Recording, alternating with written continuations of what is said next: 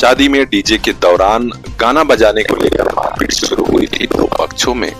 इसके बाद उस समय तो मामला शांत हो गया था, लेकिन 2 दिन बाद उसी गांव में दो पक्षों के बीच फिर मारपीट हुई और एक इनोवा गाड़ी का शीशा चकनाचूर कर दिया गया।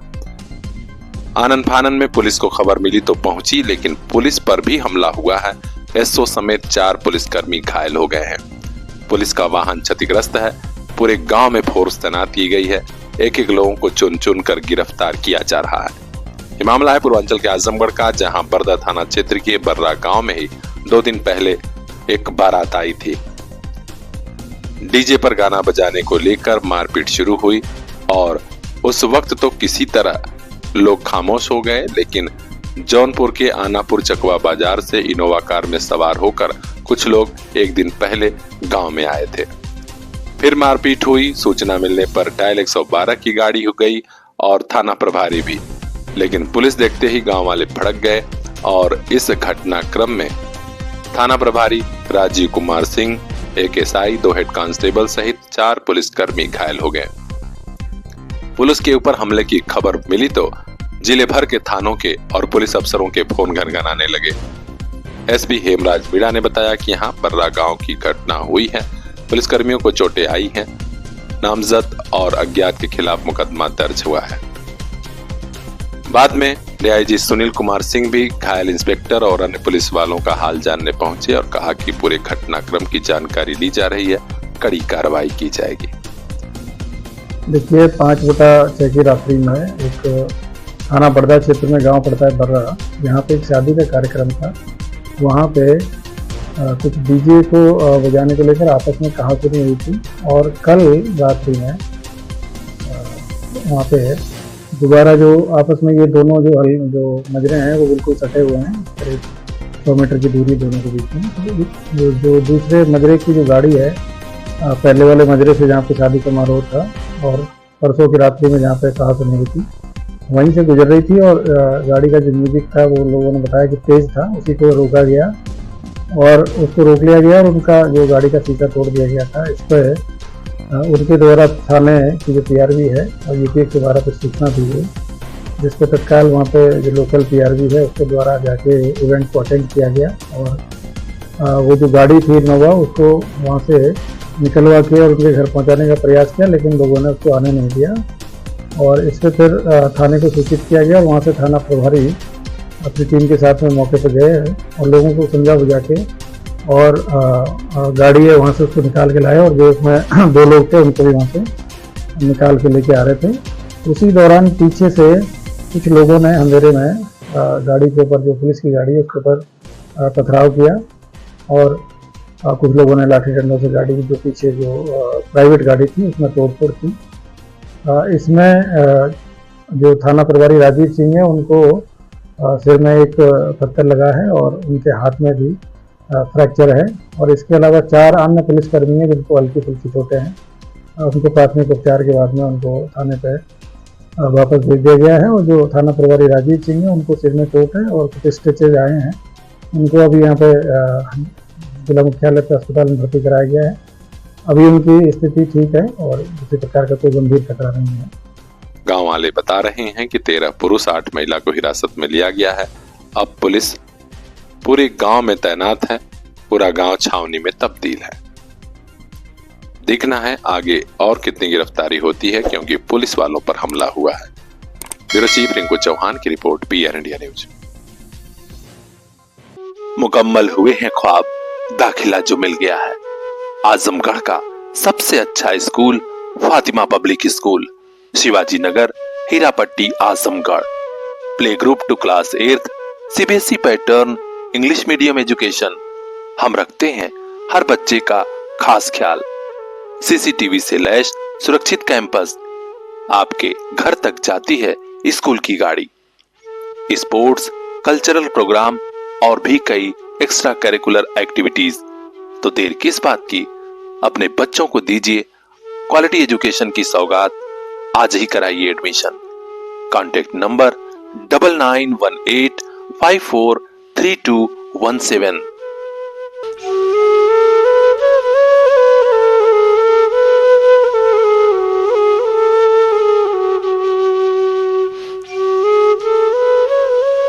इन आंखों के उन ख्वाबों को एक दिन मंजिल मिल जाएगी।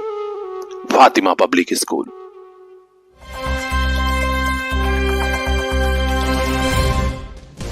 केंद्र और प्रदेश सरकार की पहल पर कृषि विभाग के वरिष्ठ अफसर और कृषि वैज्ञानिक गांव-गांव में किसानों को जागरूक करने के अभियान पर निकल पड़े हैं।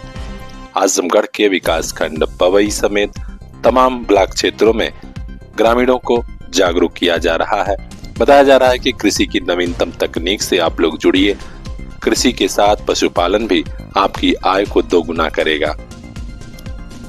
आज विकसित कृषि संकल्प अभियान के अंतर्गत जनपद के नोडल अधिकारी संयुक्त निदेशक वाराणसी श्री शैलेंद्र कुमार विकासखंड पवई के छज्जो पट्टी में पहुंचे। यहां कृषि वैज्ञानिकों के साथ उप निदेशक कृषि मुकेश कुमार ने भी किसानों को आय दोगुनी करने के तरीके बताए। कार्यक्रम में डॉक्टर राम केवल यादव ने विभागीय योजनाओं के बारे में विस्तृत जानकारी दी। कोटवा के कृषि वैज्ञानिक डॉक्टर अखिलेश यादव, केवीके लेदौरा के वैज्ञानिक डॉक्टर महेंद्र गौतम ने भी किसानों को आज के हिसाब से खेती करने की सलाह दी और तरीका भी बताया।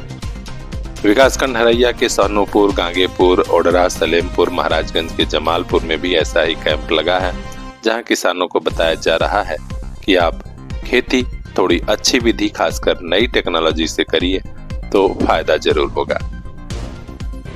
कृषि विज्ञान के सदस्य वैज्ञानिक डॉक्टर दिव्या सिंह ने भी अहम जानकारी दी। तो आप भी जागरूक रहिए और सरकार के इस अभियान से जुड़िए। मेरे अजीज, तुम्हें बकरीद की दिली मुबारकबाद। कुर्बानी के पैगाम वाला खास त्योहार ईद उल अजहा आप सभी को बहुत बहुत मुबारक हो। जनाब Ayaz Ahmad Khan, founder CBS group of schools, Jafarpur, Pharia, Mubarakpur, Azamgarh and Bhiwandi, Maharashtra. Azamgarh विश्वविद्यालय में तमाम योजनाएं फलीभूत हो रही हैं। अब एक और योजना मूर्त रूप लेने जा रही है। जी हां, आजमगढ़ विश्वविद्यालय परिसर में चंदन वाटिका और तालाब का शुभ मुहूर्त में आज भूमि पूजन भी हो गया। विश्वविद्यालय परिवार की तरफ से कुलपति माननीय संजीव कुमार खुद मौजूद रहे और उन्होंने इस कार्यक्रम में मुख्य भूमिका निभाकर संदेश दिया कि हाँ, प्रकृति से हमें भी जुड़ना होगा, तभी आने वाली पीढ़ियों का भला हो सकेगा। हम आपको बता दें कि 15 जून से लेकर 21 जून तक योग सप्ताह भी मनाया जाना है। विश्वविद्यालय परिसर में जोर शोर से इसकी तैयारियां की जा रही हैं। इस बीच इस भूमि पूजन से भी लोगों में खुशी है कि चलो अब यहाँ एक बढ़िया तालाब और चंदन वाटिका देखने को मिलेगी। कार्यक्रम के संयोजक प्रोफेसर प्रशांत राय ने कहा कि ये एक अच्छी पहल है।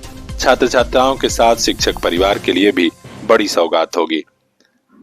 डॉक्टर देवेंद्र पांडे और डॉक्टर सियाराम ने सभी का स्वागत किया और इस कार्यक्रम में शामिल होने के लिए हृदय से आभार जताया। तो खास खबरों के लिए बने रहिए हमारे साथ, देखते रहिए PR इंडिया न्यूज।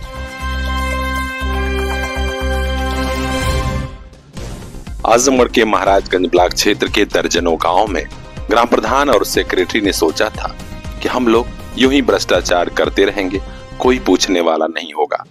लेकिन जनता जागरूक हुई, स्थानीय पत्रकारों ने भी मुद्दा उठाया, तो अब आजमगढ़ के जिलाधिकारी रविंद्र कुमार द्वितीय तक मामला पहुंचा और उन्होंने टीम गठित कर दी।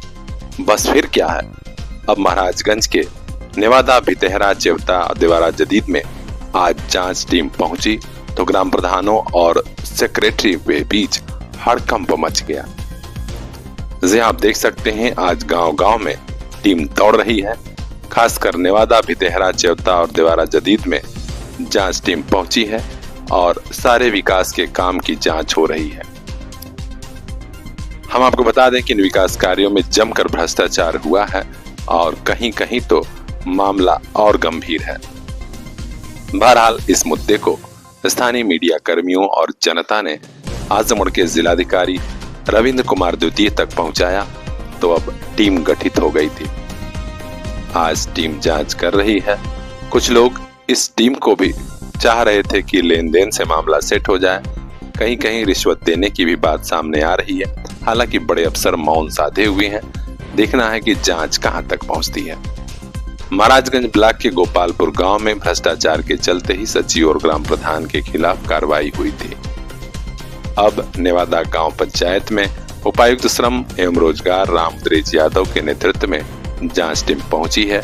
यहां 2 चक रोड, 2 पोखरी और 2 खड़ंजा निर्माण के काम की जांच हो रही है। अब देखना है कि जांच टीम का काम कहां तक पहुंचा। हर अपडेट हम तक पहुंचाएंगे। ब्यूरो चीफ बजरंगी विश्वकर्मा की रिपोर्ट, PR इंडिया न्यूज। मेरे अजीज, तुम्हें बकरीद की दिली मुबारकबाद। कुर्बानी के पैगाम वाला खास त्योहार ईद उल अजहा आप सभी को बहुत बहुत मुबारक हो।